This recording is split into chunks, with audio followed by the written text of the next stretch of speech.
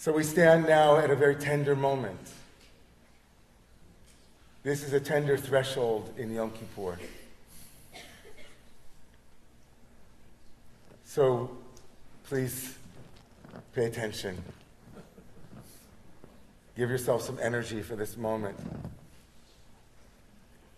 Behind us are the prayers of confession, the cries of Kol Nidrei, the whispered pleas of Avinu Malkeinu. And before us now lies Yizkor, as we prepare to not only open the gates of forgiveness, but the gates of memory.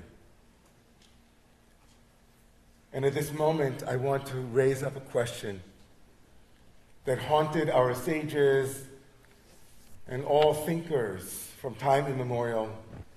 And it's a question that lingers in each and every one of our hearts. Is it all worth it? Is it all worth it? Is this life, with its slings and its arrows,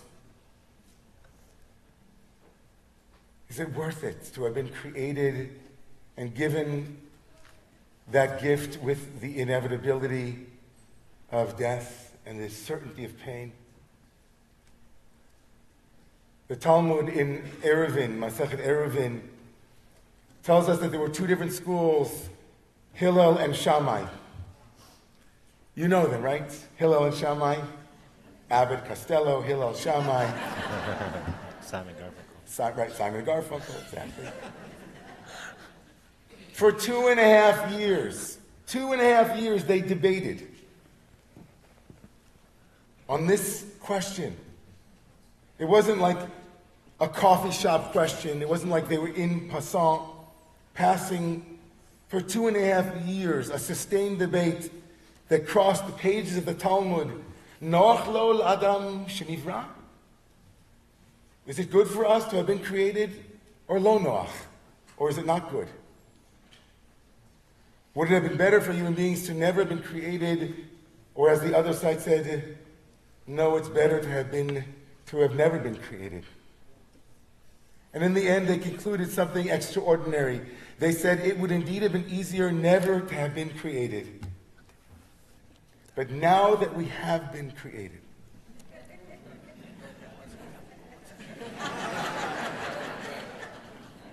Yifashfesh b'ma'asav,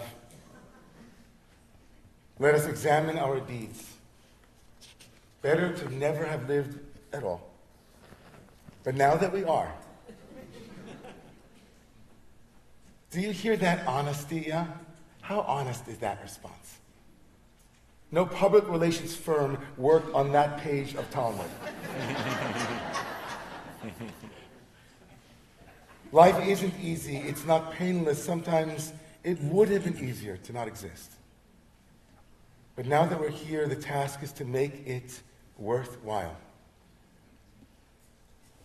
So even for someone like me, this has been a year of more than a few tears, more than usual. I've cried often for Israel. I've cried often for Jews.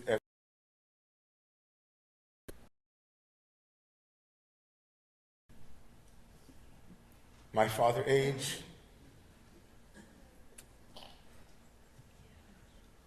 and cried for those who didn't have that chance.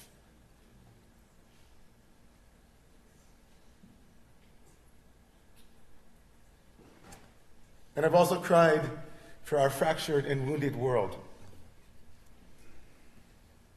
And I've cried tears of joy braided with tears of fear. I have a dear, dear friend, Rabbi Adam Kliekfeld out in LA, who told me that one afternoon, just sitting in his study, found his mind wandering towards his daughter's wedding, which is coming up this summer. And suddenly, as he smiled and thought of the joy of that day, his smile began to disappear and he began to cry. And he was so confused by those tears. There weren't just tears of gratitude and not just tears of pride, but he began to feel tears of fear. He started to feel into like what it would look like to be committed and to have a family. And because, of course, Adam knows a thing or two about being married, he started to think about that, about how tears of joy and pride intermingle with tears of fear. Marriage is love, laughter, intimacy, joy, and marriage can also be struggle, filled with arguments and disappointments. And to marry or to be in any committed relationship in that way is to accept that one day you will mourn or be mourned. The same thing with what are you thinking, right? Children. To raise children is to accept joy and worry. I will never forget. My firstborn happens to be in shul today.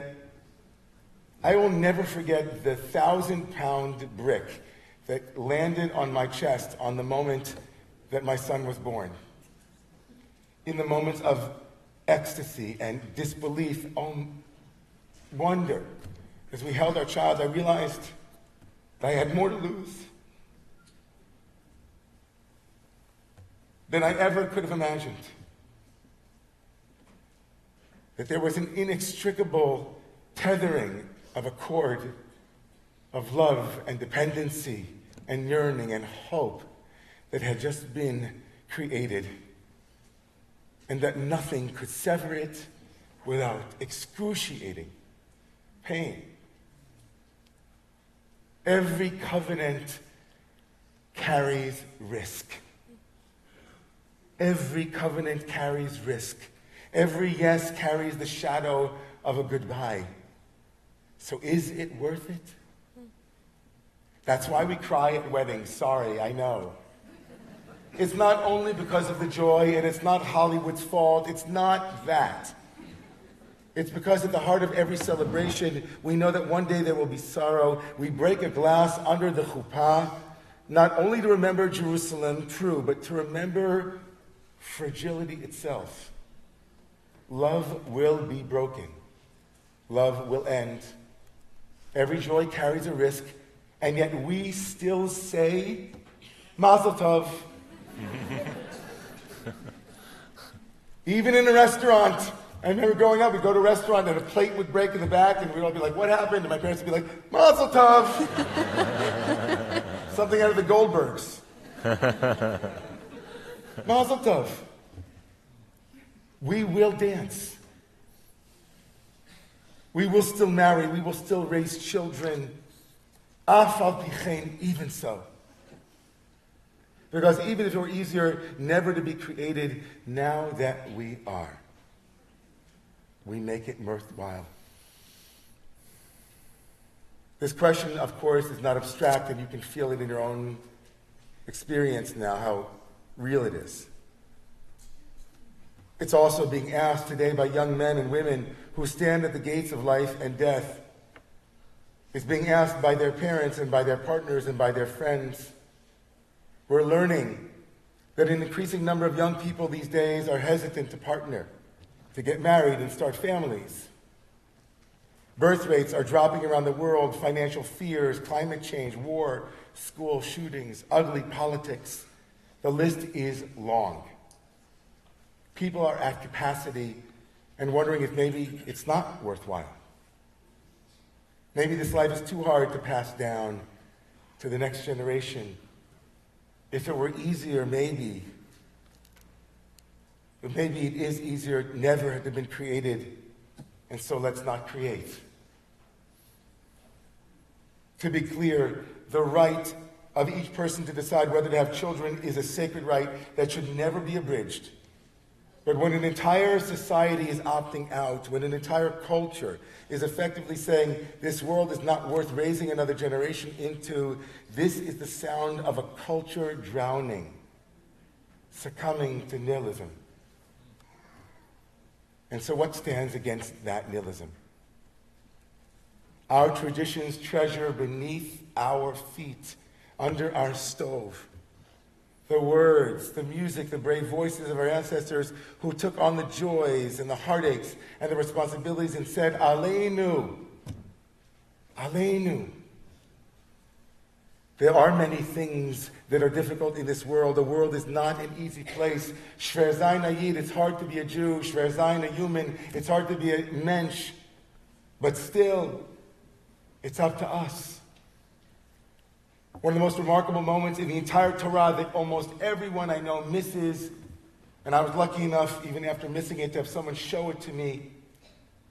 In the very beginning of the book of Exodus, when the Israelites are enslaved, and Pharaoh increases their slavery and their suffering and says, children who are born will be thrown into the Nile River. And so no children were being born. Men and women stopped coming together. And then the beginning of chapter 2 says these famous words, Vayelech ish mi beit Levi, vayikach et bat Levi. A certain man unnamed, we know him to be Amram, the father of Moses. Anonymous man went to anonymous woman named Yocheved later, and they had a child in spite of it all. In spite of the risks and the dangers, in spite of the hardships and the inevitabilities of brokenness, they took that exquisite risk. Mashiach was born. The Redeemer of the Jewish people was born from that risk. Many of us today, through life-affirming acts of creativity in many forms and dedication to purpose, you are all adding your voices to those voices of courage that say, Aleinu, to give it forward. When I was in Israel this past summer, the title of a book in the Shamatsky bookstore jumped out at me. It turned out to be a Rav Mecher, a bestseller in Israel. And the words to that book are, Im atem korim et hamilim ha'eleh. If you are reading these words. There was a compilation of last letters dictated to friends and left on WhatsApp messaging apps of soldiers who never again saw their families. I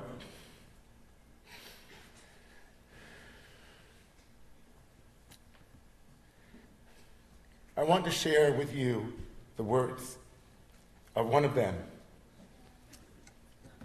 The soldier's name was Nir Haddad, of blessed memory. He fell in Gaza this summer. And before entering battle, he wrote, we are walking to enter the gates of life and death. Life that we were given to bring to the world, a death that we are prepared to give with all of our hearts. And to his beloved wife, he wrote, if God forbid I fall,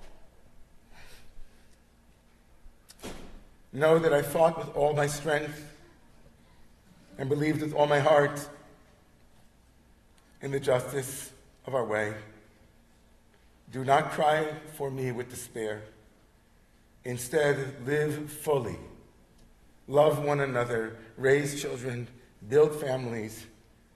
That will be my victory. Even facing death, he wrote to his beloved, live, build, love.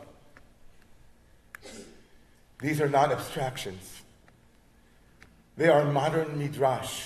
They are the Talmud's question asked again at the gates of life and death near, and all of those soldiers knew how fragile it all was, and they still wrote, choose life. And let's also be honest, not all of those who are coming back and survive do choose life. Too many of those who put their lives on the line come home and don't see life with purpose any longer. My wife told me about an organization here in the United States that works with those who are contemplating ending their lives, an organization called Stay Here. Stay here. Stay here and choose life. Stay here and affirm that it is worth living. Stay here. The question of parents who ask, is it worth raising children? Can you imagine that question in Israel?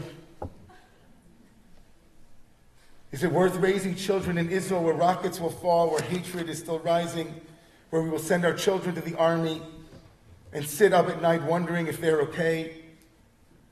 It's the question of elders who, like my friend Randy, who is possibly passing to the other side as we speak even, with whom I sat this week in Memorial Sloan Kettering, who might be whispering, was my life worth it? Your life was worth it, Randy. What a blessing. The truth is, there is no minimizing the danger, no minimizing the pain. Every life, every covenant carries its share of broken glass.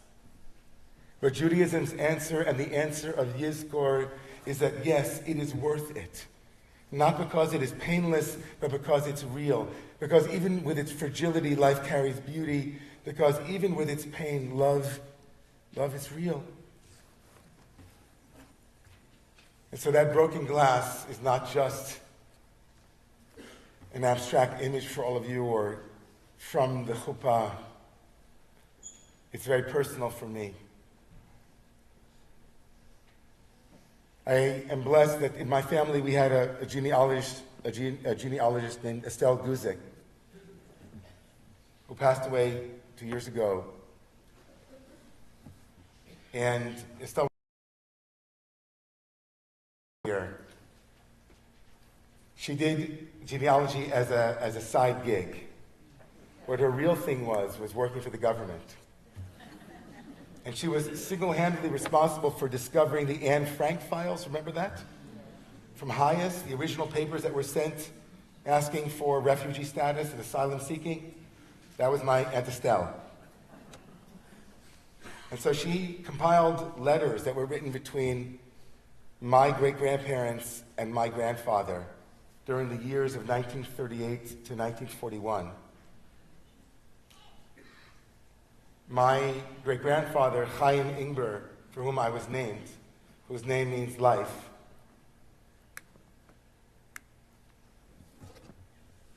was in Berlin when my father and his younger brother, Joe, and my grandparents, Alexander or Sander Ingber and Irene Ingber, when they left Berlin seeking refuge in the late spring, early summer of 1938. And a couple of months later, to Poland, to the city that he was originally from, where he passed away in November of 1939, a month after the Germans occupied Poland. And in those letters, I found one dated November 2nd, 1938. 9 days before the breaking of the glass known as Kristallnacht.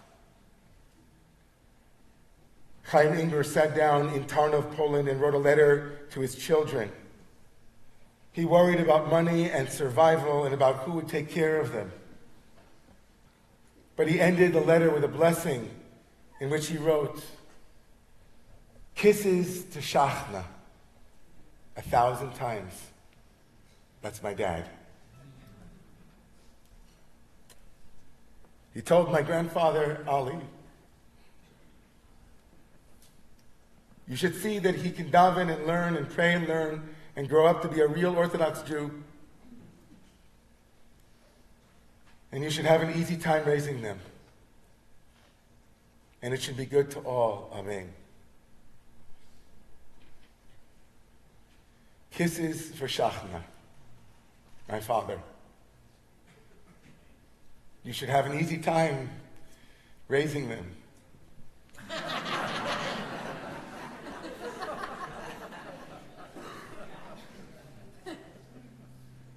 "70 years later to the day,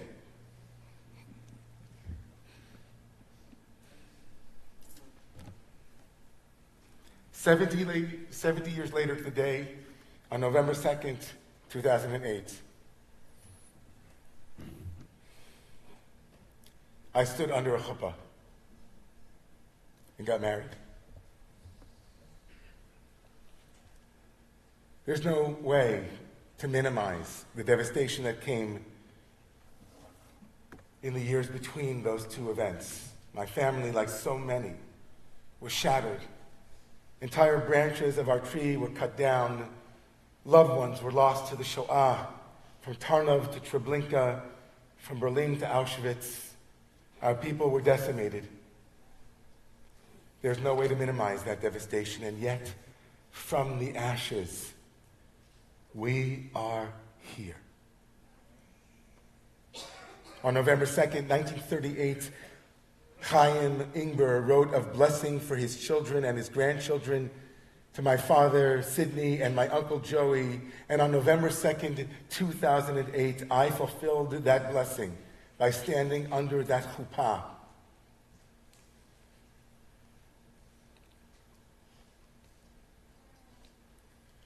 From destruction, renewal.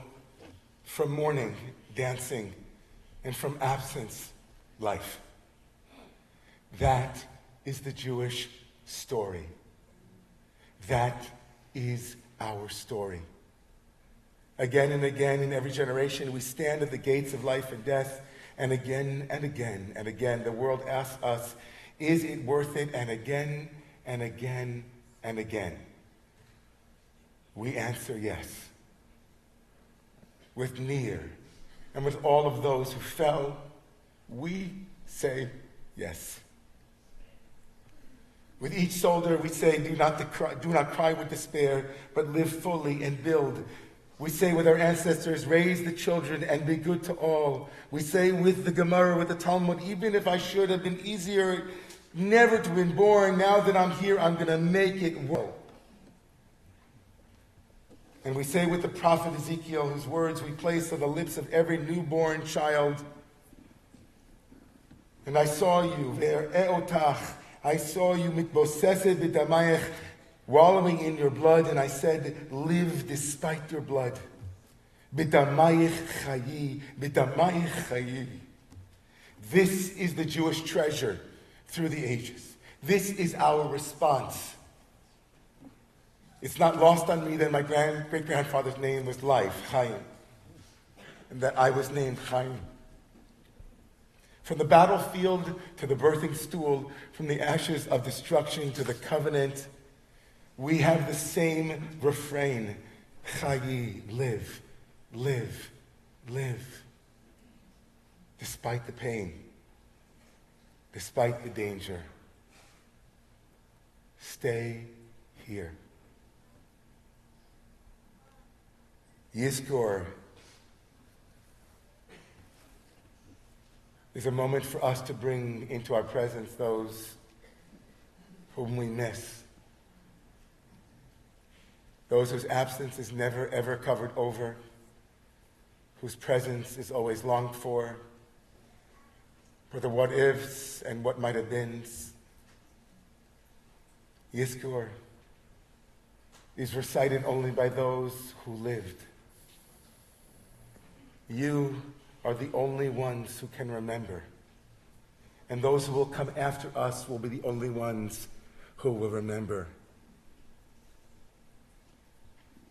So friends, bring your memories now. Bring your snapshots, your recordings. Bring your heart. Bring the faces of those whom you love close to you. And then after Yizkor, go and live and build and dance. That's how we honor the dead. That's how we answer the Talmud's question. That is how we say with all our fragility and all our faith, life is still worth it. May it be so.